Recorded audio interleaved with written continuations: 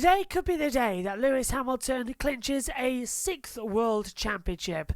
He will just be one behind Michael Schumacher. To do that, he must be 14 points clear of his teammate Valtteri Bottas, who himself crashed in qualifying and starts 6th on the grid.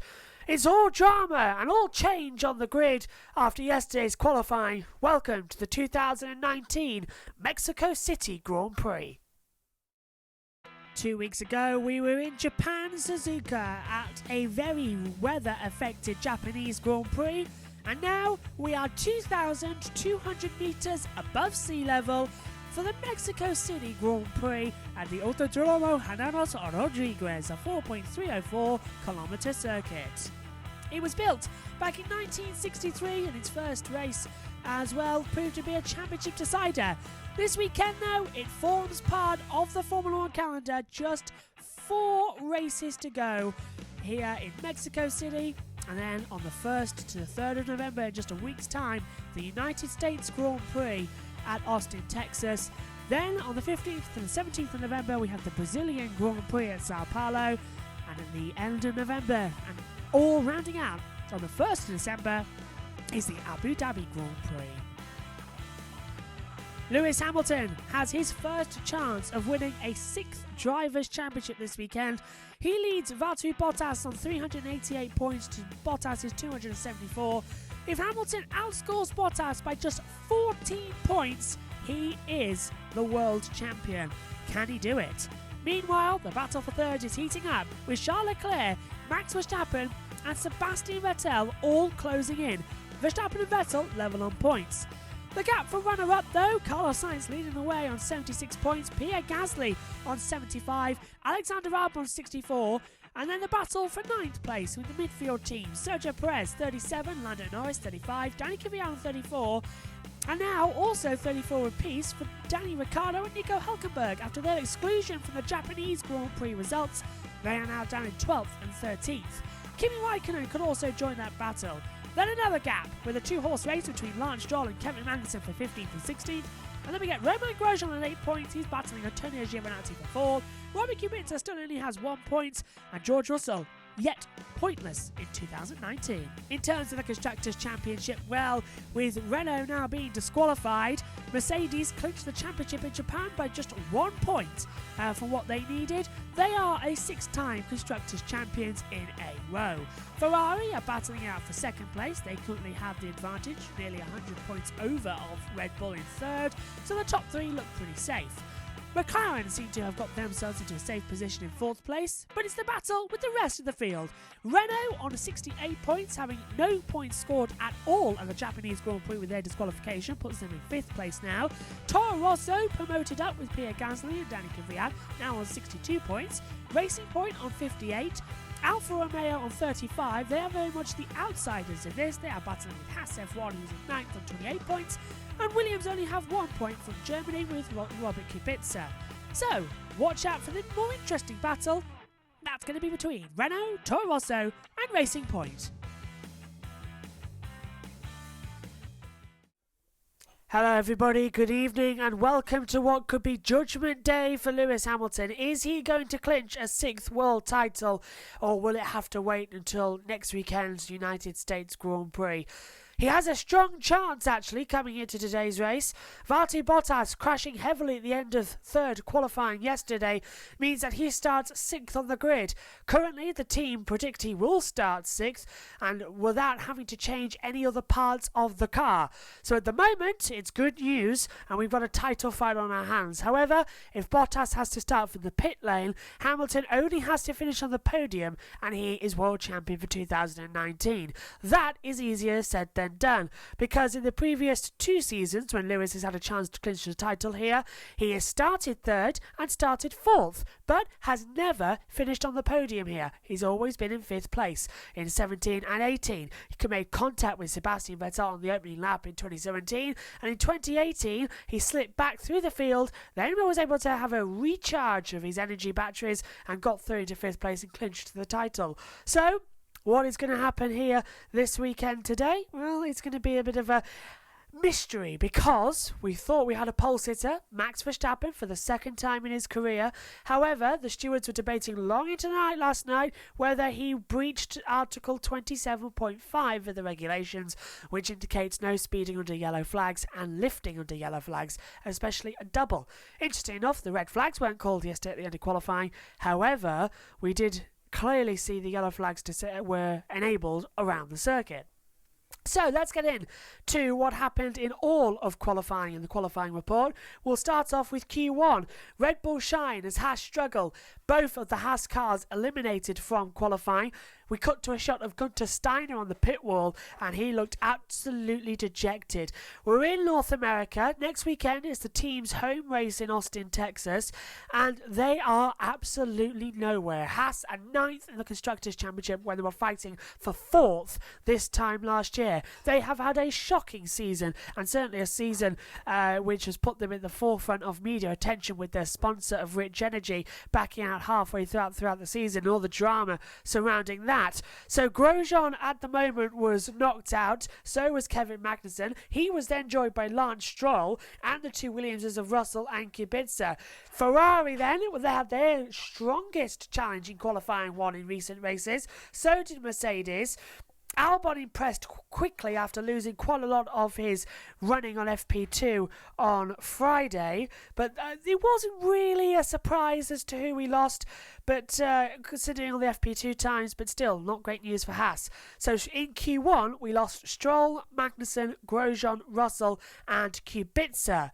Moving on to qualifying 2, Mercedes turned on the pace, but it was a shock for Mexico as their home favourite of Sergio Perez was eliminated early on. He starts 11th on the grid. Hülkenberg starts 12th after being eliminated. Ricciardo eliminated as well, so both of the Renaults out in qualifying 2. Another shocking performance. Renault historically here haven't gone that well, but their engines have, and they've been winning the past 2 races and have taken pole effectively in the last 2 races. More on that in a minute. Ricciardo took pole last season, of course, narrowly by about 1,000th of a second from Verstappen. Raikkonen was also out, as well as Giovinazzi, so the 2 Renaults and the 2 Alphas were eliminated, as well as the Racing Point of Sergio Perez. Medium tyres was the interesting choice, the C3 tyre compound for Mercedes to run on to start the first half of the Grand Prix on. So that is interesting. They went on. Ferrari, Red Bull and McLaren of Carlos Sainz, the 7 drivers who could get through to Q3, also went on the medium tyre. However, late on in the session, they all decided to bolt on a set of soft compounds, the C4, but they all backed out at the last minute, wanting to start the race on the medium compound if the race stays dry. Vettel was top of the timesheets after the first runs, but it was good enough for the McLarens to go for the Mercedes get through as well. Toro Rosso duo made it through for Honda as well. That's 4 Honda-powered cars in the top 10 at Mexico. Brilliant result. Lando Norris joined them as well, and a teammate of Carlos Sainz. So it's 2 by 2 by 2 by 2 in Q3 as 5 of the 10 teams progressed into the third session.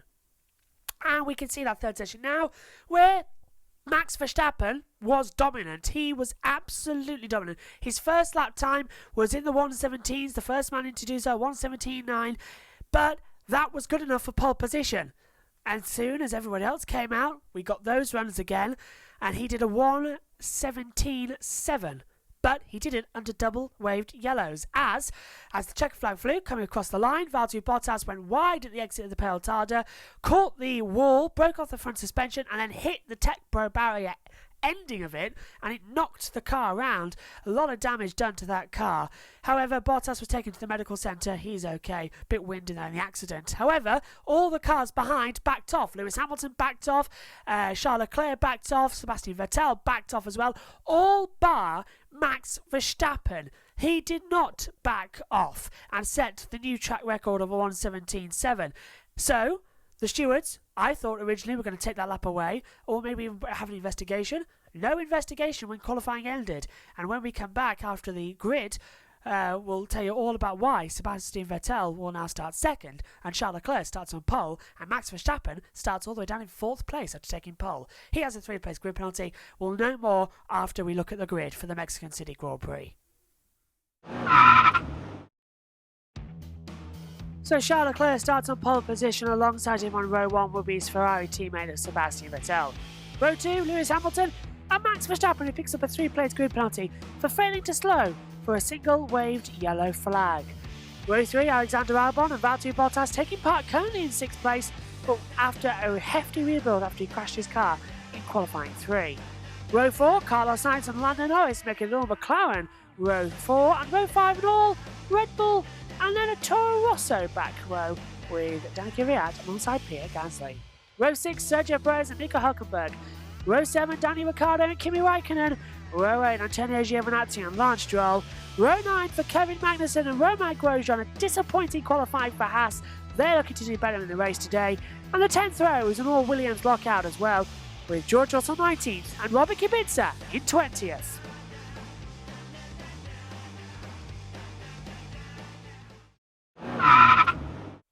So, are you ready to find out exactly what happened to Max Verstappen in qualifying? Well, here we go. Originally, he crossed the line after Bottas' accident. He went full throttle and set the new track record of 1:17.7.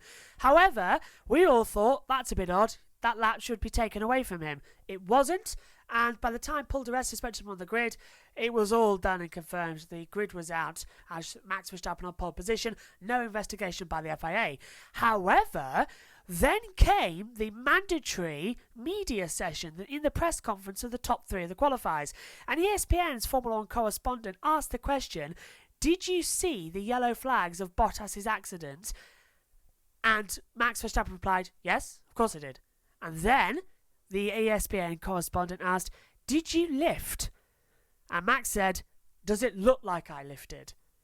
So by that, the stewards then called him to the stewarding office because he had breached an article and he had admitted it in front of the whole world's media that he didn't lift under a double yellow flag.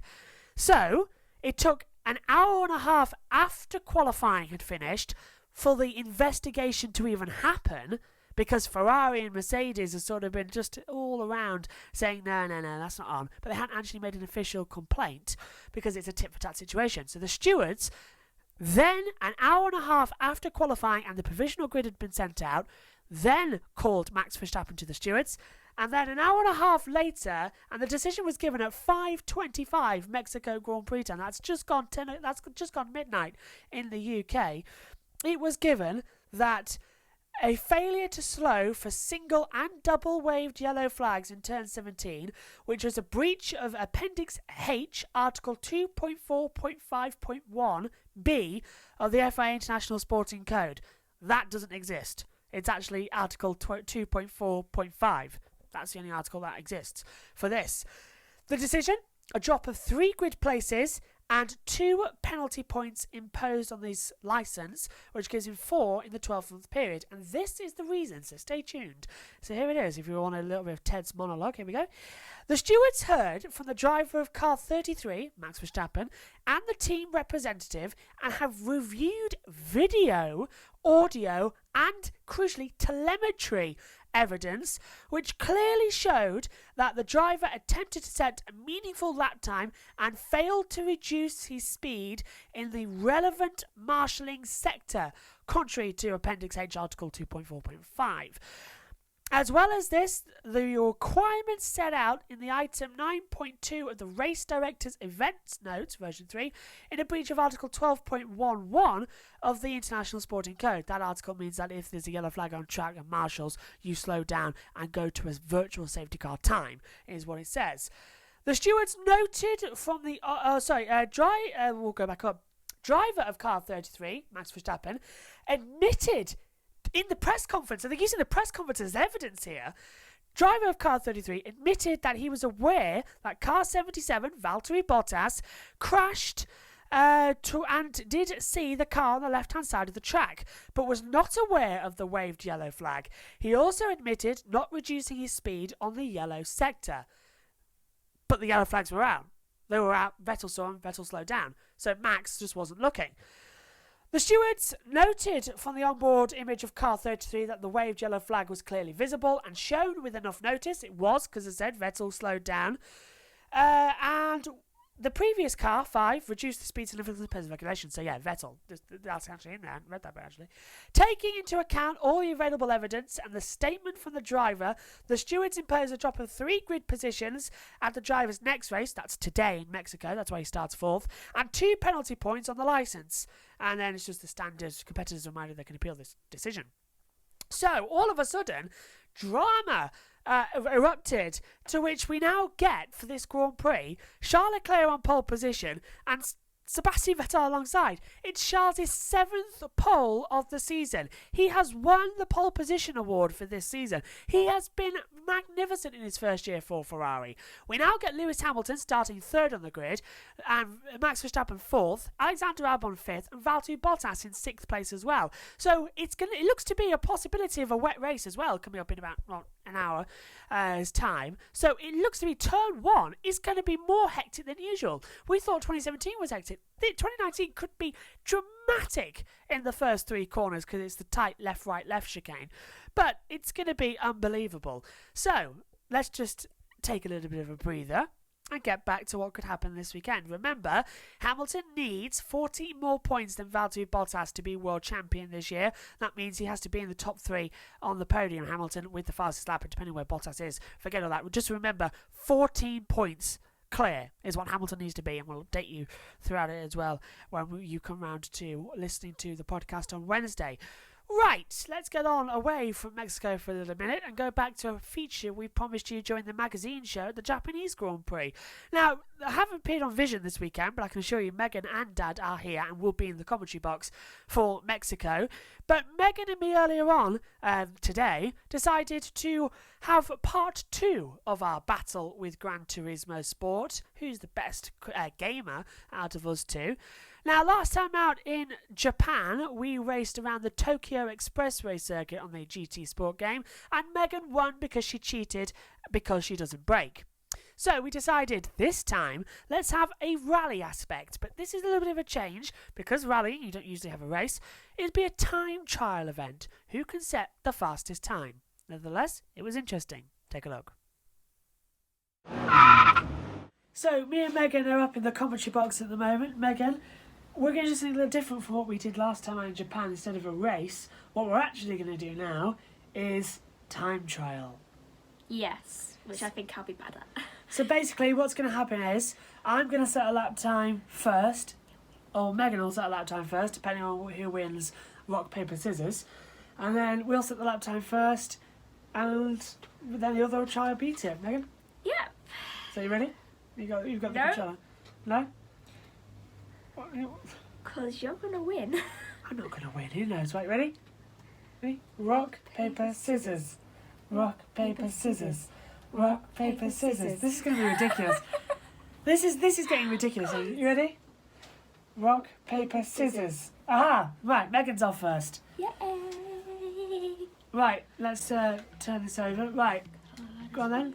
Colorado Springs, late one. Evening. Fine weather. Yes.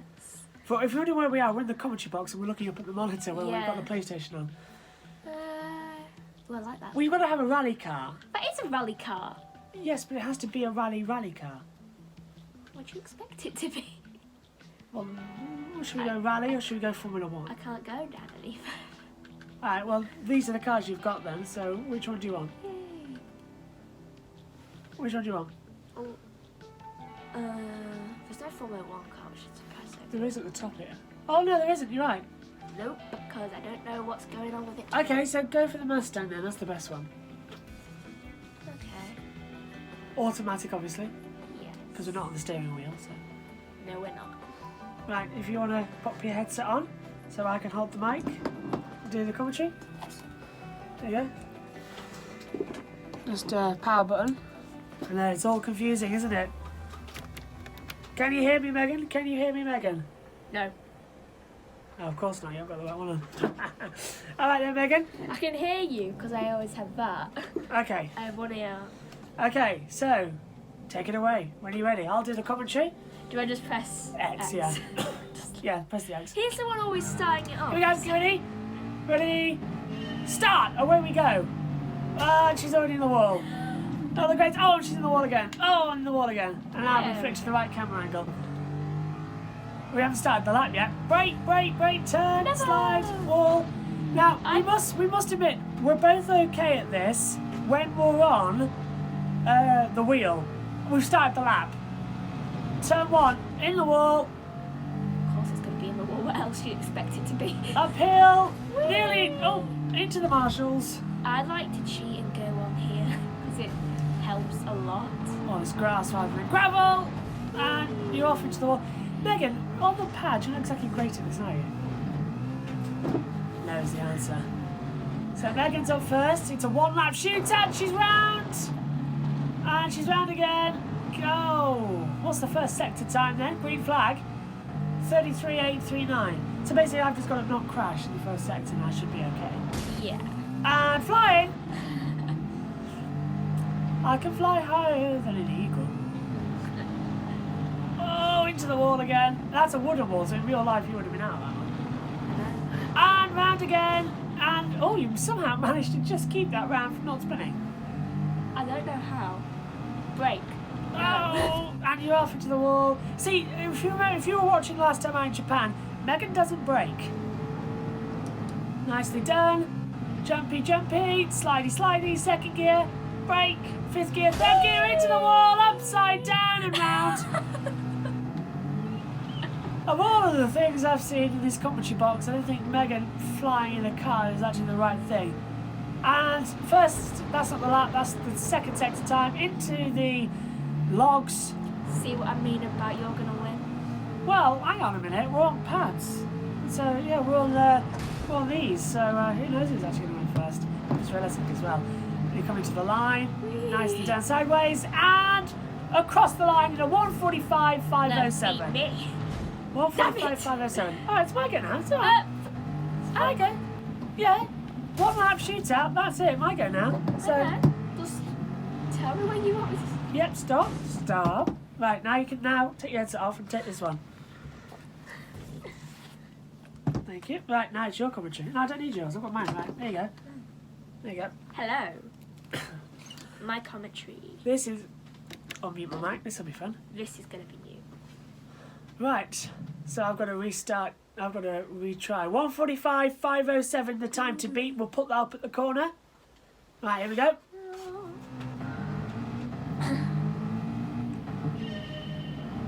Already better than me. Well, I'm not crashing. I'll bring it up here so you can actually see what I'm doing, so I'm not on the wheel. Coming to Still the not line. crashing. He's slower than me. Coming to the line now. 1:45.507 to beat, I think. I don't know. You're still ahead. And, oh, you're still ahead. How are you doing that? Because I don't brake. How am I still ahead? I'm off the track. It's easier that way. Full throttle. I'm not gonna win. Oh, look at you flying. Yeah, but you spun here, if I remember correctly. Yeah. I go through the ghost and I'm in the lead. The ghost is not happy about that fact. Megan can easily just pick up the other controller that's still connected to this. And I think you just went through it, I think. I did. Megan can easily pick up the other controller here and just mess up my lap, and she's back in the lead. I'm back in the lead. So proving that nerve braking is an effective rallying technique. Oh, I'm in the wall. It's.